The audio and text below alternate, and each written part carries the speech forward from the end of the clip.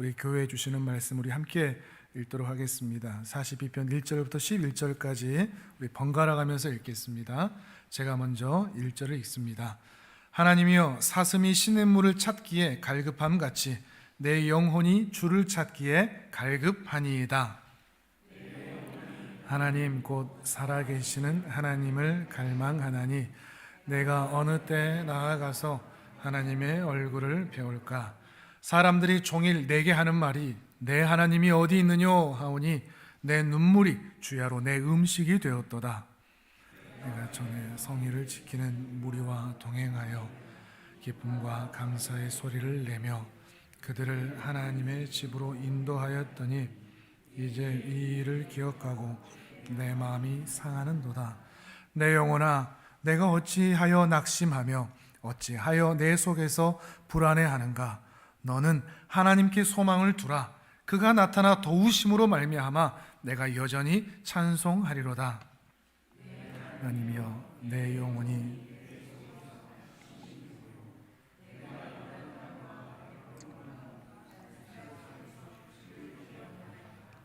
주의 폭포 소리에 깊은 바다가 서로 부르며 주의 모든 파도와 물결이 나를 휩쓸었나이다. 여호와께서 그의 인자하심을 베푸시고 밤에는 그의 찬송이 내게 있어 생명의 하나님께 기도하리로다. 내 반석이신 하나님께 말하기를 어찌하여 나를 잊으셨나이까? 내가 어찌하여 원수의 압제로 말미암아 슬프게 다니나이까 하리로다. 내 뼈를 찌르는 칼같이 내 대적이 나를 비방하여 늘 내게 말하기를 내 하나님이 어디 있느냐 하도다. 함께 읽습니다. 내 영혼아, 내가 어찌하여 낙심하며 어찌하여 내 속에서 불안해하는가? 너는 하나님께 소망을 두라. 나는 그가 나타나 도우심으로 말미암아 내 하나님을 여전히 찬송하리로다. 아멘. 롤러코스터를 아시죠? 놀이공원 같은 데 가면 이렇게 올라갔다 내려갔다 하는 이렇게 타고 다니는 그거 있지 않습니까? 인생이 정말 롤러코스터 같다 이런 생각을 해보게 됩니다. 출발할 때는 산뜻하죠. 차차차차 가는데 이제 어떤 게 있을까? 출발할 때는 괜찮은데 출발하자마자 불과 얼마 되지 않아서 올라갔다 내려갔다 베베 꼬였다 돌았다 아주 난리를 치는 것 같습니다. 소리치고 그렇죠. 우리 인생도 그런 것 같습니다. 인생 출발할 때 아기일 때는 귀엽고 다들 이쁘고 그러는데 세월의 풍파를 맞아서 다들 얼굴이 다들 예쁘시죠? 우리 인생이 참 그런 것 같습니다. 힘든 일, 어려운 일, 뱅뱅 도는 일, 베베 꼬이는 일, 그런 일들이 우리에게 얼마나 많은지 말이죠. 문제는 그런 일들이 우리에게 닥쳐왔을 때 그거를 넘어설 수 있는 실력이 내게는 없다는 것이 문제입니다.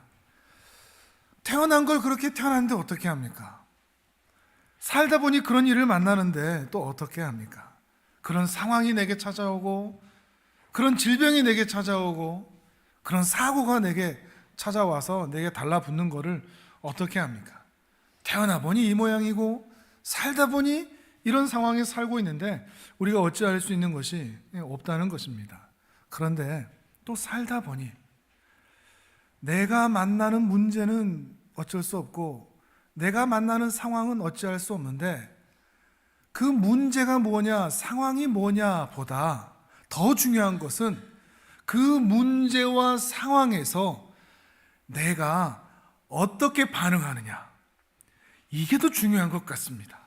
어떤 문제를 만났냐, 어떤 상황에 처했냐, 이것보다도 그 상황에 대해서 내가 어떻게 반응하고 있느냐 하는 겁니다. 그 문제를 피할 방법이 없고 그 문제를 이겨낼 실력도 없지만 그 문제에 어떻게 반응하느냐에 따라서 신자의 다름이 나타나더라 하는 것이죠. 예를 들어 인생도 그렇지만 롤러코스터도 그렇지 않습니까? 어떤 사람은 소리치고 난리죠. 울고 불고 자기가 돈 주고 타놓고 내려달라 그러고. 근데 또 어떤 사람은 즐기는 사람들도 있더라는 거죠. 물론 쉽지 않은 이야기고 그래야 믿음 좋다는 얘기도 아니지만 인생도 그렇다는 겁니다.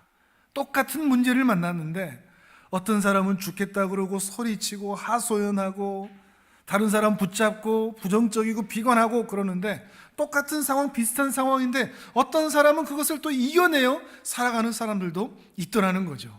그러니까 인생에서 어떤 현실에 처했냐, 어떤 문제를 내가 만났냐, 내가 어떤 운명으로 살고 있고 태어났느냐 하는 것보다도 내가 만난 내 현실에 내가 어떻게 반응하고 있느냐, 이것이 훨씬 더 중요한 문제라는 겁니다.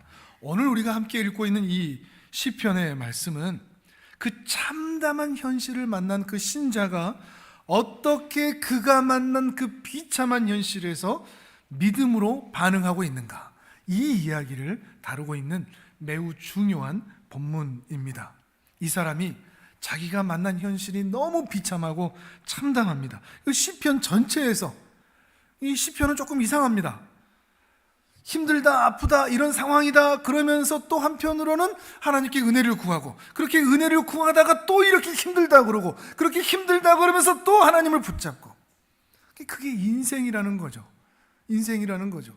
힘들지만 하나님 붙잡고, 그렇게 하나님께 붙잡지만 또다시 힘든 상황 때문에 마음에 낙심이 찾아오는 바로 그런 상황인데, 사람들이 뭐라고 얘기하는가 하면 네가 믿는 하나님이 어디 있느냐 라고 모욕을 하지만 거기에 답을 못하는 겁니다. 왜냐하면 내가 너무 지금 힘드니까. 내 상황을 통해서 그래도 하나님이 이렇게 도우시고 저렇게 도우시고 이렇게 인도하시고 이렇게 보호하셔서 말할 거리가 없어서, 대답할 거리가 없어서 그저 눈물만 흐릴 뿐이다.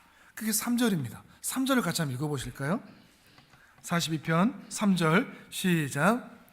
사람들이 종일 내게 하는 말이 내 하나님이 어디 있느뇨 하오니 내 눈물이 주야로 내 음식이 되었도다. 아멘. 때로 이럴 때가 있죠. 네가 믿는 하나님 어디 있어? 네가 신자라는 증거가 어디 있어? 할 말이 없는 겁니다. 그냥 눈물만 나오는 거죠. 근데 눈물만 찔끔 나오는 게 아니라 눈물이 내 밥이 된 겁니다. 하루 종일 눈물을 흘려서 그 눈물이 내 입을 타고 들어와 그게 밥이 되었다 얘기하는 것입니다. 그것만이 아닙니다. 과거에 하나님께서 주신 은혜로 성일에 모여 교회 공동체가 함께 예배하며 즐거워하며 행복하던 때가 있었는데, 오히려 그 과거에 행복했던 추억이 지금 생각하니까 오히려 상처가 됩니다. 예전에 그 잘 나갔던 때가 오히려 화가 날 때가 있습니다. 지금 시인이 그러고 있습니다. 그게 4절입니다. 4절 또 같이 읽어봅니다. 시작. 내가 전에 성의를 지키는 무리와 동행하여 기쁨과 감사의 소리를 내며 그들을 하나님의 집으로 인도하였더니 이제 이 일을 기억하고 내 마음이 상하는 도다. 아멘. 오히려 추억이 아픔이 되고 상처가 될 때가, 과거가 내 마음에 서운함으로 남을 때가 있더라는 것이죠. 이것만이 아닙니다. 영혼 깊은 곳에 좌절과 낙심과 불안이 가득합니다. 5절에 그러죠. 내 영혼아 내가 어찌하여 낙심하며 내 속에서 불안해하는가. 11절에 똑같은 말을 하죠. 내 영혼아 내가 어찌하여 낙심하며 내 속에서 불안해하는가. 낙심, 심장이 쿵 바닥까지 떨어졌다는 겁니다. 불안하다는 것은 흔들거린다는 겁니다. 어떤 일 만날 때 부르르르르 떨리고 있는 그런 상황이라는 겁니다. 불안해한다는 것입니다. 영혼 깊은 곳에 둥지를 틀고 있는 낙심과 좌절이 이 시인에게 있습니다. 6절이 또한 그런 얘기입니다. 6절도 읽어보겠습니다. 시작. 내 하나님이여 내 영혼이 내 속에서 낙심이 되므로 내가 요단 땅과 헤르몬과 미살 산에서 주를 기억하나이다. 아멘. 이런 문제들이 있는데 뭘 해낼 수가 없습니다. 무기력합니다. 이 무기력하다는 것을 어떻게 표현하는가 하면, 바닷물이 파도가 치면 그냥 해안가는 좀 덜하지만 바다 한가운데 있어서 바닷물이 치는 대로 이리 밀리고 저리 밀리는 것 같은 무기력한 현실, 이런 현실 가운데 할 수 있는 것이 아무것도 없는 현실이 바로 자기의 현실이라고 말하고 있습니다. 7절이 그 말입니다. 같이 읽어보겠습니다. 시작. 주의 폭포 소리에 깊은 바다가 서로 부르며 주의 모든 파도와 물결이 나를 휩쓸었나이다. 아멘. 이것뿐만이 아닙니다. 기가 막히죠. 원수들의 압제를 받으면서 서러운 마음으로 이리 도망가고 저리 도망가고 다니고 있습니다.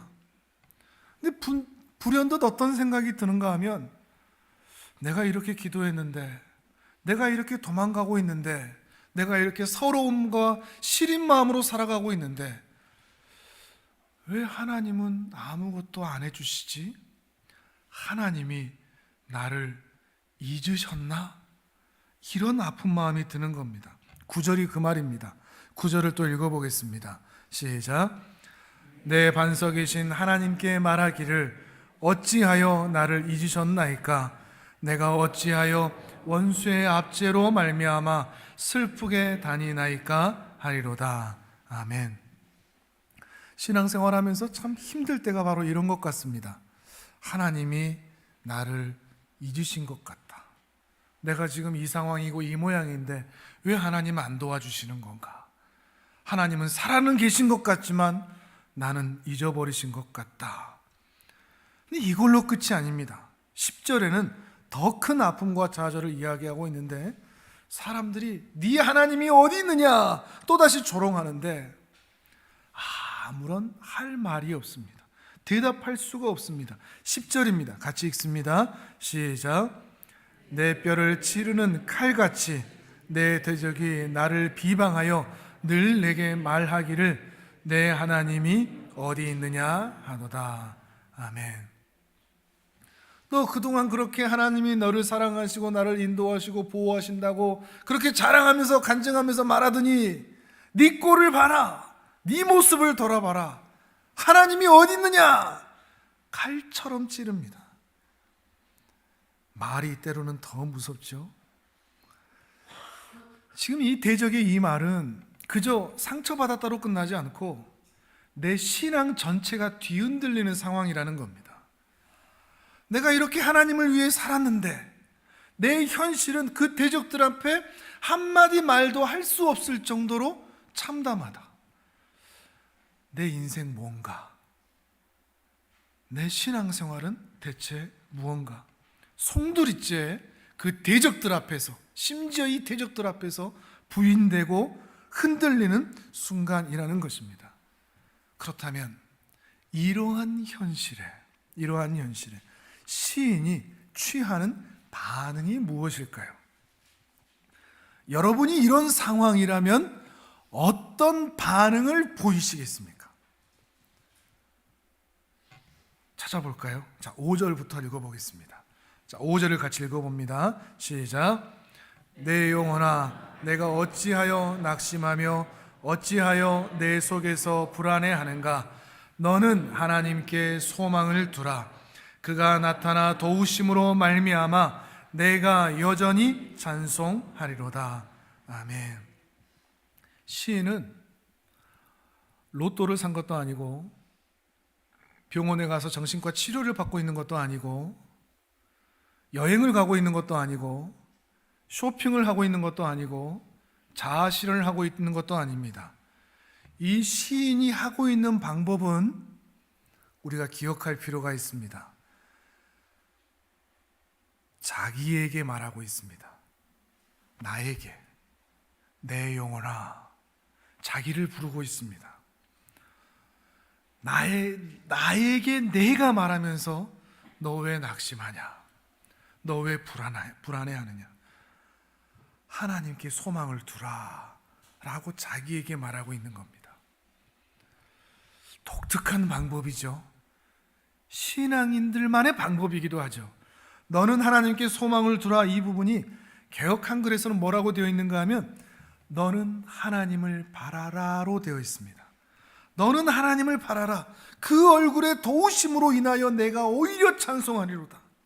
11절도 똑같은 말이 반복되고 있습니다. 자, 11절을 한 번 더 읽어보겠습니다. 시작. 내 영혼아, 내가 어찌하여 낙심하며 어찌하여 내 속에서 불안해하는가? 너는 하나님께 소망을 두라. 나는 그가 나타나 도우심으로 말미암아 내 하나님을 여전히 찬송하리로다. 아멘. 옆에 사람에게 하는 게 아닙니다. 옆에 사람 힘들 때 잔소리하듯이 하나님 바라봐 하는 얘기가 아닙니다. 자, 저를 따라서 해볼까요? 자신의 마음을 두들기면서 내 영혼아, 왜 낙심하냐? 왜 불안해하느냐? 하나님을 바라봐. 지금 그 시인은 그렇게 얘기하고 있는 겁니다. 내 영혼아, 하나님 바라봐. 하나님 바라봐야 돼. 하나님을 바라보라고 계속해서 자기 자신을 가르치고 있습니다. 자기 자신을 독려하고 있습니다. 자기 자신을 설득하고 있습니다. 자기 마음을 다스리고 있습니다. 우리 마음 한쪽에서 똑같지 않습니까? 우리 마음 한쪽에서는 이 시편처럼 신앙생활이 뭐 이래? 내가 이렇게 신앙생활하며 살았는데 하나님 뭐 이래? 예수 믿는다는 게 뭐 이래? 신앙생활 한다는 게 대체 뭐야? 마음 한쪽에서 이런 말이 나올 때가 있습니다. 이거 힘든 현실로 인해서 그 말들을 쏟아낼 수밖에 없는 현실이 있다는 겁니다. 그런데 그 한쪽의 나를 향하여 또 한쪽의 내가 가르치는 겁니다. 내 영혼아, 내 영혼아, 하나님 바라봐. 하나님 바라보라고. 하나님을 바라봐야 한다고. 욥의 아내처럼 하나님을 떠나지 않기 위해서, 가룟 유다처럼 자기가 자기 자신을 포기하지 않기 위해서 자기가 자신을 계속 독려하고 있다는 말입니다. 욥의 아내, 한 줄, 두 줄 등장할 뿐이지만 그는 한편으로는 이해는 됩니다. 어느 한순간 동방 최고의 갑부집 마나님이었거든요. 근데 한순간 그 재산이 다 날아가서 알거지가 됐습니다. 정말 신앙 좋고 자랑할 만한 자식들이 있었거든요. 어느 한순간 무자식이 되어버렸습니다. 하나님께서 인정하실 만한 남편, 멋진 중년의 신사, 어느 한순간에 벽돌로 자기 몸을 긁고 있습니다. 그런 순간에 자기 한편에서 튀어나오는 그 말을 절제하지 않고 쏟아냈습니다. 욥에게 하나님께 욕하고 죽어버려라, 떠나버려라, 이런 식으로 말이죠. 자기 마음 안에 있는 그 분노, 그 좌절, 그 화 다 쏟아내고 가출해버렸습니다. 실제로 욥기에 그 이후에 등장하지 않습니다. 욥기 마지막에 모든 게 다 회복되었을 때 자식들도 다시 등장하고 모든 재산도 2배로 얻게 되었는데 다시 그 안에는 등장하지 않습니다. 나타나지 않습니다. 이해는 됩니다. 그런 상황이라면 우리는 안 그럴 것처럼 얘기하지만 사실 우리도 그럴 것이 분명하니까요. 우리라면 더하겠죠. 우리가 방금 읽었던 몇 가지 말씀 중에 단 하나만 내게 닥쳐도, 욥의 아내가 닥쳤던 그 일 중에 10분의 1, 100분의 1만 내게 닥쳐도 우리는 우리 자신을 절제하지 못하고 쏟아낼 겁니다. 나 자신을 절제하지 못하고, 나 자신을 설득하지 못하고, 마음에 있는 분노, 화 다 표현하고 쏟아낸 것이 우리 한두 번이 아니니까요. 사실 시인도 그러고 싶을 겁니다. 그 마음에 충분히 그런 마음들이 보이기도 합니다. 깊은 분노를 표출하고 싶을 겁니다. 그런데 이 시인은 지금 어떻게 하고 있느냐? 그러고 싶어지는 자신을 향해 또 다른 내가 설득하고 있다는 말입니다. 하나님을 바라보라고, 하나님을 바라봐야 한다고 다독이면서 분노와 서름과 아픔을 누르고 절제하고 삼키고 있다는 겁니다. 자기 자신을 가르치고 설득하고 있다는 것이죠. 이런 반응을 보인다는 그 자체, 참 위대한 신앙인이다. 우리는 그런 실력이 없으니까. 얼마나 많은 사람들이 말로 쏟아냅니까? 요즘 같은 시절엔 더 그런 것 같습니다. 얼굴이 화라산 것처럼 벌게져 있는 사람들을 많이 보죠. 금방이라도 그 얼굴이 터질 것처럼 분노하며 소리치는 사람들. 이런 분노뿐만 아니라 잘 풀리지 않는 상황, 그 어려운 상황 때문에 자신의 힘듦을 하소연하는, 자신의 한, 자신의 과거, 자신의 힘듦, 자신의 어려움, 다른 사람의 동정과 인정을 얻기 위해서 얼마나 말로 하소연하는지 말이죠. 나 이렇다고, 나 저렇다고 하면서 말이죠. 물론 세상 사람들은, 세상 방식은, 또 심리학적 방식은 묵혀두지 마라 그럽니다. 어떻게 할 말 안고 사느냐, 할 말 다 하고 살으라고 이렇게 얘기합니다. 근데 성경은 그렇게 말하지 않습니다. 성경은 때로 마음의 분노와 한과 괴로움과 아픔과 상처와 어려움이 있더라도 사람에게 침묵하고 하나님만 바라보라고 말씀하고 있다는 것입니다. 이게 세상의 방식과 하나님 앞에서의 하나님 나라의 방식의 차이입니다. 그렇게 할 수 있다는 것이 우리에게 믿음이 있다는 증거요, 하나님께 은혜를 받았다는 증거가 된다는 것입니다. 하나님이 은혜 주지 않으시면 이렇게 하지 못합니다. 은혜가 내게서 증발되어 있을 때 우리는 분노를 표출하고 하소연하고 다른 방식으로, 세상의 방식으로 우리는 위로를 얻으려고 합니다. 하나님의 은혜를 얻지 못하여 그 지경에 빠져 있는 것이 아니라 하나님의 은혜를 받았기 때문에 그 지경에서도 하소연하지 않고 분노를 표출하지 않고 하나님을 바라보게 되는 것입니다. 그게 은혜입니다. 시편 73편을 함께 가보겠습니다. 거기에서 시편 73편의 기자도 똑같은 상황에 빠진 적이 있었습니다. 시편 73편 1절을 우리 같이 읽도록 하겠습니다. 시편 73편 1절 시작. 하나님이 참으로 이스라엘 중 마음이 정결한 자에게 선을 행하시나. 아멘. 시인은 하나님이 어떤 분인 줄 알고 있습니다. 그렇죠? 우리도 인정하는 바죠. 이스라엘 중, 당신의 백성들 중 마음이 정결한 자에게는 반드시 선을 행하신다 하는 것입니다. 근데 문제는 뭐냐? 이게 신앙의 고백이고 우리의 믿음이고 우리의 신학인데, 이 신앙과 현실은 다르다는 겁니다. 73편 1절하고 2절 이하는 완전히 대조가 됩니다. 이렇다고 했는데 실제로 형통한 것은 악인들이거든요. 그리고 신자들은 형통하지가 않는다는 말이죠. 1절과 2절 이하는 너무나 큰 괴리가 있다는 겁니다. 신학과 현실이 너무나 다른 것 때문에 말이죠. 어떻게 다른지 한번 볼까요? 자, 2절에서 11절까지, 73편입니다. 2절에서 11절까지 같이 읽어보겠습니다. 시작. 나는 거의 넘어질 뻔하였고 나의 걸음이 미끄러질 뻔하였으니 이는 내가 악인의 형통함을 보고 오만한 자를 질투하였음이로다.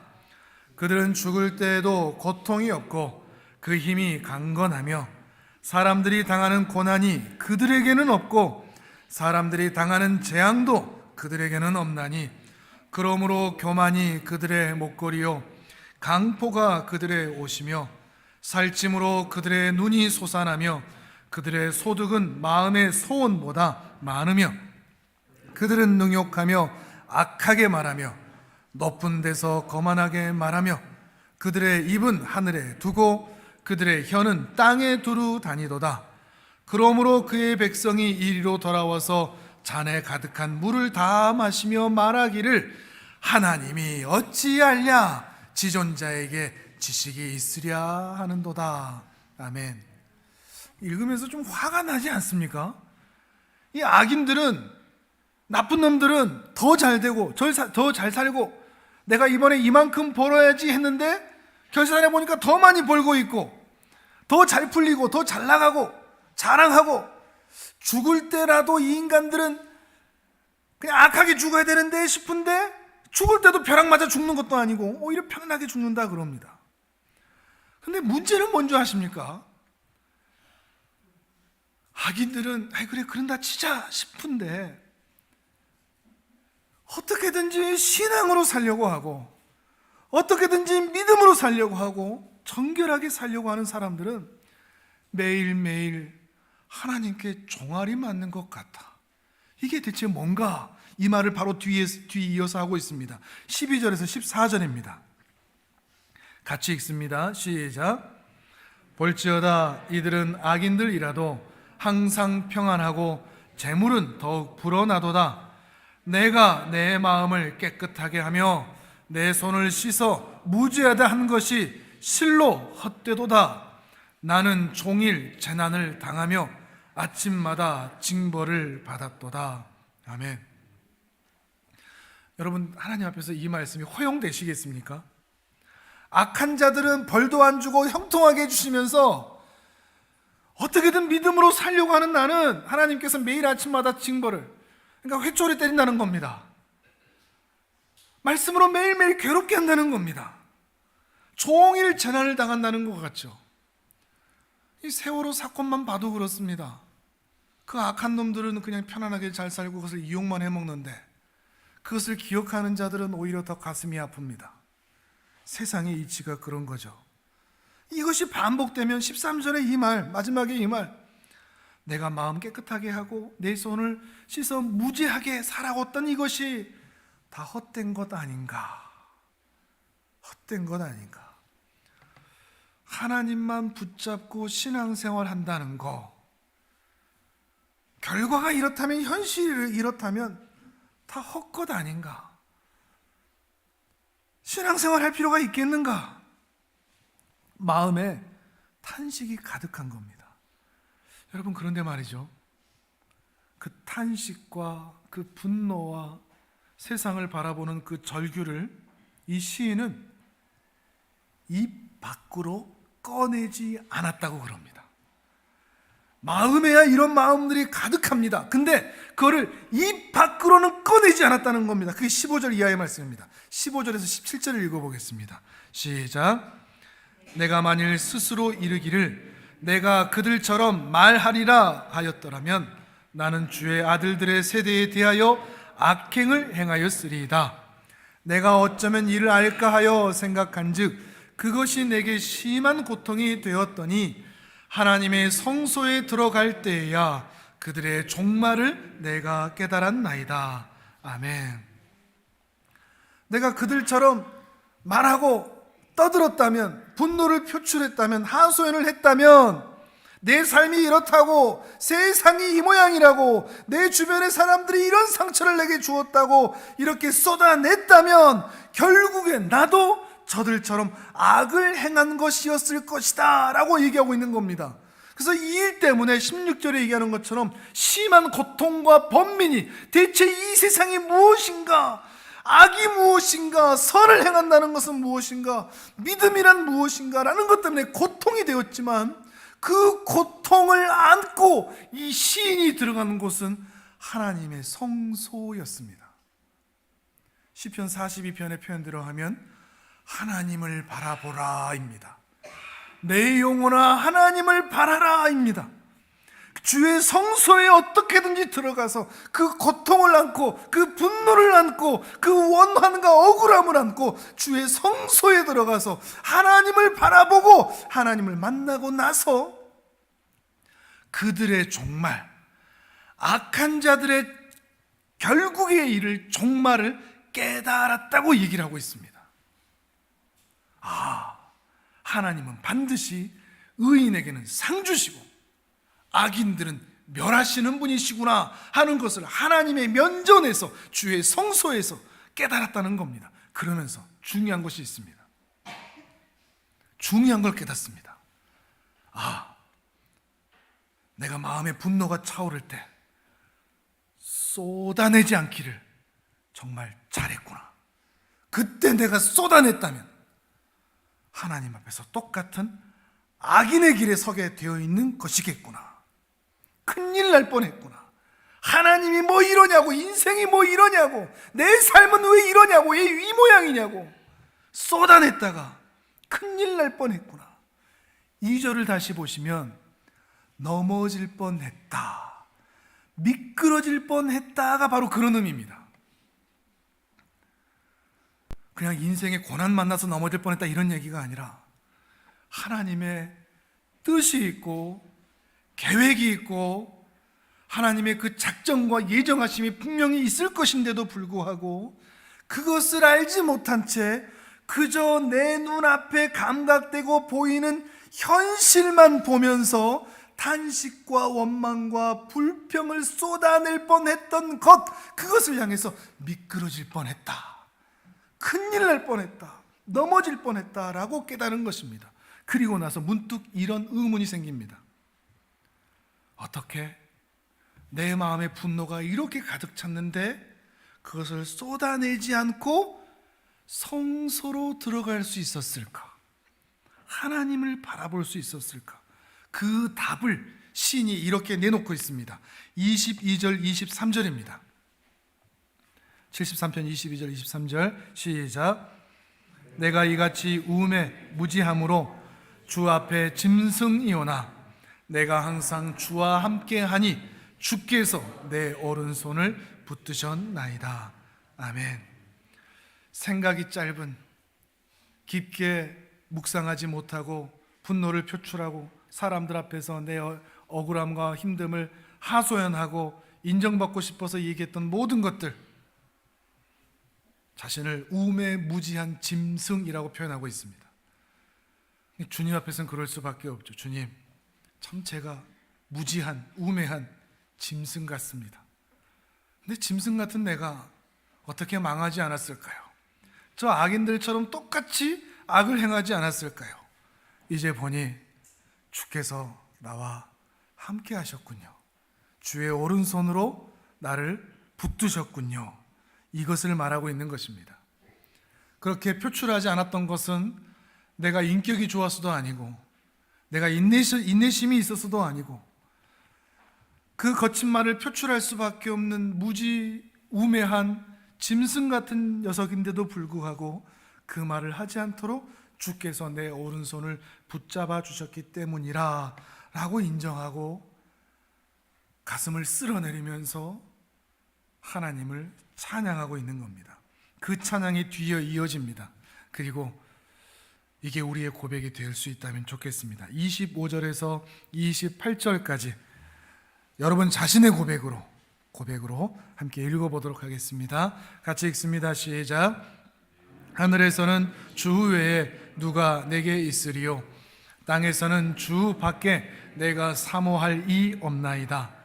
내 육체와 마음은 쇠약하나 하나님은 내 마음의 반석이시요 영원한 분깃이시라. 무릇 주를 멀리하는 자는 망하리니 음녀같이 주를 떠난 자를 주께서 다 멸하셨나이다. 하나님께 가까이 함이 내게 복이라. 내가 주 여호와를 나의 피난처로 삼아 주의 모든 행적을 전파하리이다. 아멘. 아멘. 하늘을 봐도 주님밖에 내게 없습니다. 땅을 봐도 주님밖에 내가 사모하고 사랑하고 그리워하고 의지할 이가 없습니다. 주님 멀리하면 망합니다. 하나님 가까이 하면 그것이 복입니다 라고 얘기하는 것입니다. 시편의 말씀대로 하나님을 바라보라, 하나님을 바라봐야 해 라고 이야기를 하고 있는 것입니다. 그런데 그거 아십니까? 내가 이 사실을 깨닫고 그래, 이제부터는 하나님을 멀리 하지 말고 이제 하나님을 가까이 하자 라고 말해야 그제야 하나님이 내게 가까이 오시는 것이 아니라 그 말을 하지 않고 있는 상황에서도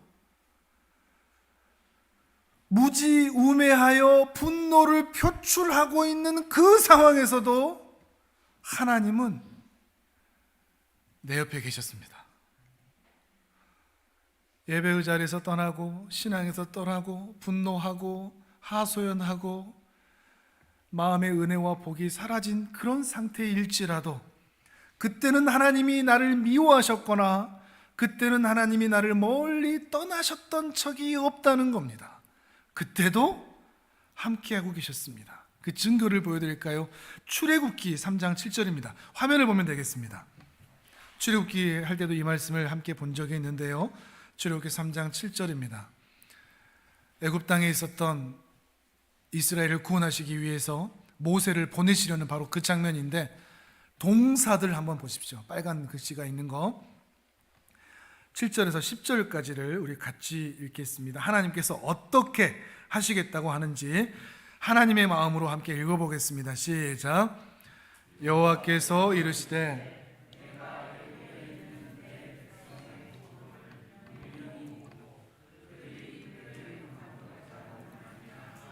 부르짖음을 듣고 그 근심을 알고 내가 내려가서 그들을 애굽인의 손에서 건져내고 그들을 그 땅에서 인도하여 아름답고 광대한 땅, 젖과 꿀이 흐르는 땅, 곧 가나안 족속, 헷 족속, 아모리 족속, 브리스 족속, 히위 족속, 여부스 족속의 지방에 데려가려 하노라. 이제 가라. 이스라엘 자손의 부르짖음이 내게 달하고 애굽 사람이 그들을 괴롭히는 학대도 내가 보았으니 이제 내가 너를 바로에게 보내어 너에게 내 백성 이스라엘 자손을 애굽에서 인도하여 내게 하리라. 아멘. 하나님이 이런 분이십니다. 혼자 있는 것 같으십니까? 하나님께로부터 도망쳐 갈 수 있을 것 같습니까? 하나님이 나를 잊어버리신 것 같습니까? 아닙니다. 하나님은 말씀하십니다. 나는 너희를 한 번도 잊은 적이 없다. 떠난 적이 없다. 다 봤다. 다 들었다. 그런데 듣고 알았다로 끝나지 않고 동사들이 나타난다는 겁니다. 행동으로 나타나는 거죠. 안을고 듣고 하는 건 우리도 할 수 있습니다. 얼마 힘들어, 얼마 괴로워, 그 정도로 우리도 다 할 수 있습니다. 근데 그 다음 행동으로 데리고 가고 인도하고 젖과 꿀이 흐르는 땅으로 들여보내는 것, 하나님은 여기까지 하신다는 것입니다. 근데 뭐가 문제일까요? 하나님은 이렇게 함께 하셨다는데, 하나님은 이스라엘을 향한 그 시선을 한 번도 피하신 적이 없습니다. 하나님은 항상 이스라엘을 보고 계셨습니다. 근데 문제는 뭘까요? 이스라엘의 시선이 하나님을 향하지 않고 있었던 겁니다. 이스라엘은 뭘 보고 있었죠? 애굽을 봤죠. 애굽을 부러워한 겁니다. 야, 잘 산다, 잘 나간다, 강대국이다. 저 수많은 신들, 신전들, 잘 사는 저들의 모습을 보라. 그에 비해 초라한 우리의 모습은 뭔가? 현실만 본 겁니다. 이스라엘의 시선과 우리의 시선이 똑같지 않습니까? 우리는 하나님이 보이지 않습니다. 주로 뭐가 보이죠? 내 현실이 보이죠. 건강, 미래의 불투명함, 힘듦, 나를 힘들게 하는 그 사람들. 그러면 무엇을 바라보아야 될까요? 오늘 시편 42편의 핵심이 바로 이것입니다. 다시 시편 42편으로 돌아오셔서, 오늘 본문으로 돌아오셔서 1절과 2절로 오늘 말씀의 주제를, 결론을 삼을 수 있으면 좋겠습니다. 시편 42편 1절과 2절입니다. 우리는 무엇을 바라보아야 할 것인가? 어떤 자세로 신자답게 살아야 할 것인가? 시편 42편 1절 2절입니다. 같이 읽습니다. 시작. 하나님이여, 사슴이 시냇물을 찾기에 갈급함같이 내 영혼이 주를 찾기에 갈급하니이다. 내 영혼이 하나님 곧 살아계시는 하나님을 갈망하나니 어느 때에 나아가서 하나님의 얼굴을 배울까? 아멘. 사슴이 시냇물을 왜 찾죠? 목마라서가 아닙니다. 살려고요. 살아야 되니까요. 그 첫 번째 방법이 목마름일 뿐이지 그 본질은 살기 위한 겁니다. 우리가 왜 하나님을 믿죠? 우리가 왜 하나님을 예배하죠? 복 받으려고, 잘 살아보려고, 평안하게 살려고? 아닙니다. 살려고요. 하나님 안에서만 살 수 있거든요. 왜 예배를 드리죠? 살려고요. 내 영혼이 살려고요.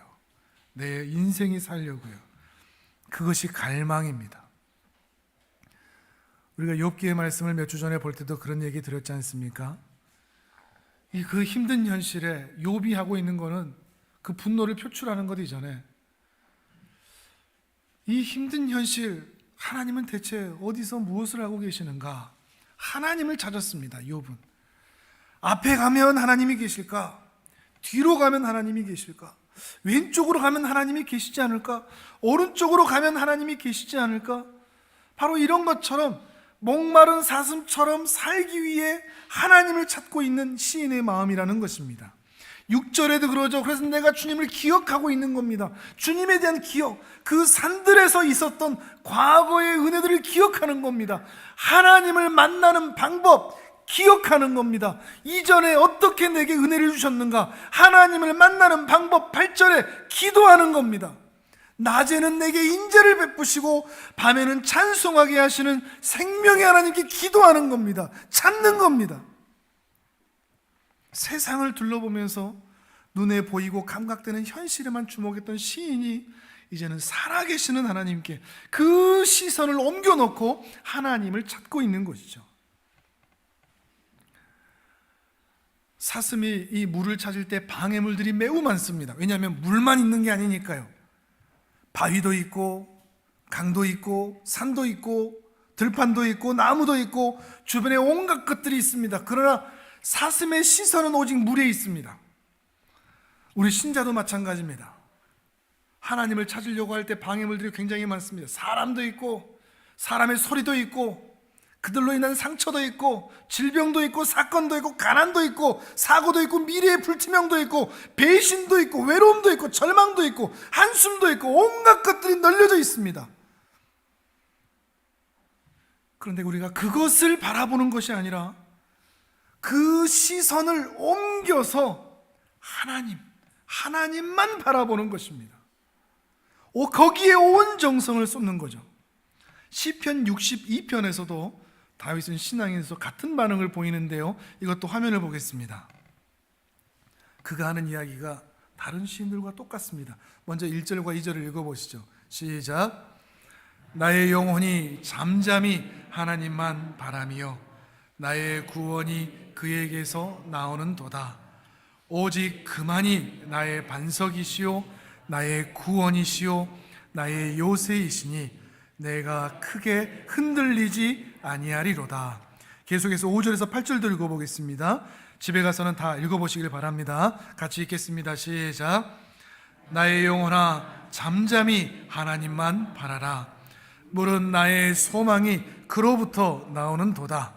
오직 그만이 나의 반석이시요 나의 구원이시요 나의 요새이시니 내가 흔들리지 아니하리로다. 나의 구원과 영광이 하나님께 있으며 내 힘의 반석과 피난처도 하나님께 있도다. 백성들아 시시로 그를 의지하고 마음을 토하라. 하나님은 우리의 피난처시로다. 아멘. 아멘. 다윗이 푸른 풀밭 쉴만한 물가에서 하프를 띵가띵가 띵기면서 이 시편을 얘기하고 있는 것이 아닙니다. 노래하고 있는 것이 아닙니다. 자기를 죽이려는 대적들이 소화가 되지 못하게 하고 잠도 못 자게 하는 그 원수들의 거짓말과 조롱이 판을 치는 시국입니다. 그런 현실에 다윗은 초점을 맞추지 않습니다.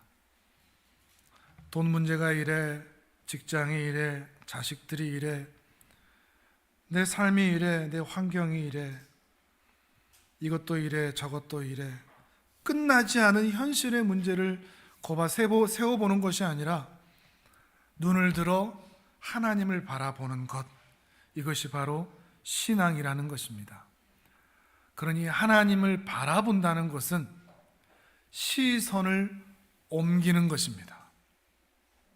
그냥 쳐다본다 이 차원이 아니라 시선을 옮기는 겁니다. 그게 하나님을 바라보는 겁니다. 시선을 옮기는 은혜가 있기를 바랍니다.